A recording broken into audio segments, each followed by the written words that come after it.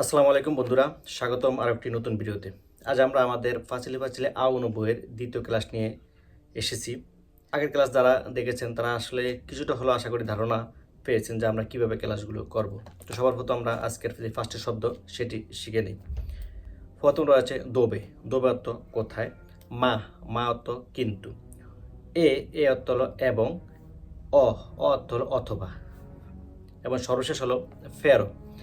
ফেরো অর্থ হলো তবে। তাহলে এখানে এই পাঁচটি শব্দ আসলে আমাদের নিত্য প্রয়োজনে আপনাদের কাজে লাগবে। তো শুরুতে পাঁচটি শব্দ আপনারা জাস্ট এখান থেকে মুখস্থ করে নেবেন। এবার আমরা চলে যাই আমাদের মূল আলোচনায় বা আমাদের পাঠ্য বইতে। তো পাঠ্য বই শুরুতে আমরা দেখব যে এখানে তিনজন রয়েছে।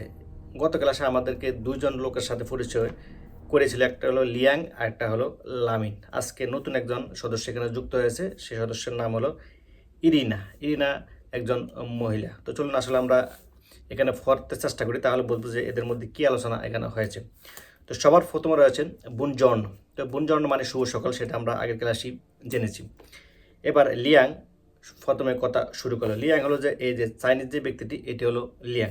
তো লিয়াং বলছে বুনজর্ন শুভ সকাল, ইউমি কিয়ামো লিয়াং, আমার নাম কিয়া, আমার নাম লিয়াং। তো এটা আমরা আগে থেকে জানি।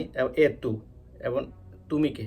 এখন দেখুন এখানে যেহেতু লামিনের পরিচয় লিয়াং অলরেডি জানে, তাহলে এখানে লামিনকে আবার পরবর্তীতে নাম জিজ্ঞেস করার প্রশ্ন ওঠে না। তাহলে তার মানে প্রশ্নটি করেছে ইরিনাকে। তো এখানে ইরিনা উত্তর দিবে। ইরিনা কি বলছেন যে ইয়ো মি কিয়ামো ইরিনা। দেখুন এখানে যদি আগের ক্লাসটা আমরা একটু ভালোভাবে করে থাকি তাহলে এটা আসলে একদম ফানির মতোই আপনার থেকে সহজ হয়ে যাবে। জাস্ট এখানে নামটা পরিবর্তন হয়েছে এবং সবশেষে যে পিএসএর, এই পিএসএর আমরা বলবো। লিয়াং আবার বলল যে পিএসএর দ্বিতীয় বেসেই সেম আমাদের আগের ক্লাস। এখানে ইরিনা বলছে সোনো উক্রেইনা। সোনো উক্রেইনা, এখানে আসলে যদি পুরুষ হতো তাহলে তো উক্রেইনো এবং মহিলা সেই ক্ষেত্রে রয়েছে উক্রেইনা। এখানে যে মহিলা এবং পুরুষ অর্থাৎ ইতালিয়ান ভাষায় যে মাস্কিউলার ফেমিলিয়ার কিছু ক্লাস আছে সেগুলো আসলে পরবর্তীতে আপনারা জানতে পারবেন। তো এখানে সোনো উক্রেইনা, এখানে অনেক প্রশ্ন হতে পারে যে গত ক্লাস আমরা দেখেছি ইও সোনো উক্রেইনা বলা আছে বা ইও সোনো সিনেজে এরকম বলা আছে। আজকে ইউ কোথায়। এখানে সোনোর মধ্যে কিন্তু আপনাদের ইউ রয়েছে। এগুলো আপনারা পরবর্তী ক্লাসে আসলে জানতে পারবেন। অনেকে অথবা এখন বলতে পারেন যে সবই যদি পরবর্তী ক্লাসে জানি তাহলে এখন কী শিখলাম বা কী জানলাম। আসলে ইতালিয়ান ভাষাটা আপনারা অতটা সহজ না, আবার যত কঠিন আমরা মনে করি অত কঠিনও না।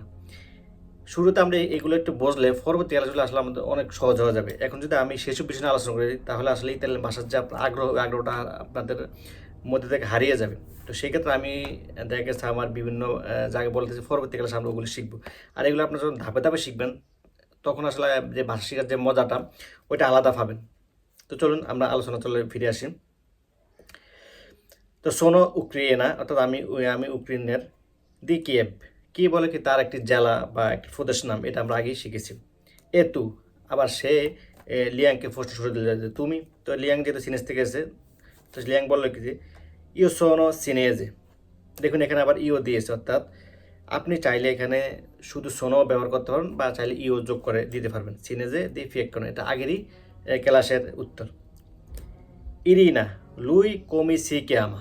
এবার এসেছে একটি নতুন শব্দ, অর্থাৎ এই শব্দটি আমরা আগের ক্লাসে পাইনি। এই লুই, লুই অর্থ হলো সে।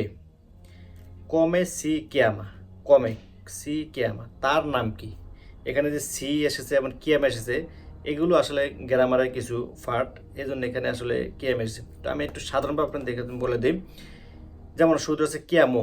কিয়ামো অর্থাৎ নিজের নাম যখন আপনি বলবেন তখন বলতে হবে কিয়ামো। আপনি যদি কাকুর নাম জিজ্ঞেস করেন তাহলে বলতে হবে কিয়ামি, অর্থাৎ অটা পরিবর্তন হয়ে যাবে ইতে।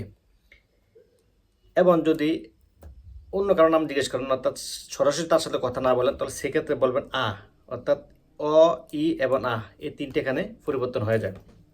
তো কমিসি কি অর্থাৎ তার নাম কি, এটা কি ইরনা জিজ্ঞেস করছে লিয়াংকে, সরাসরি লামিনকে জিজ্ঞেস না করে ইয়াংকে জিজ্ঞেস করলো। তো দেখি লিয়াং কি বলছে।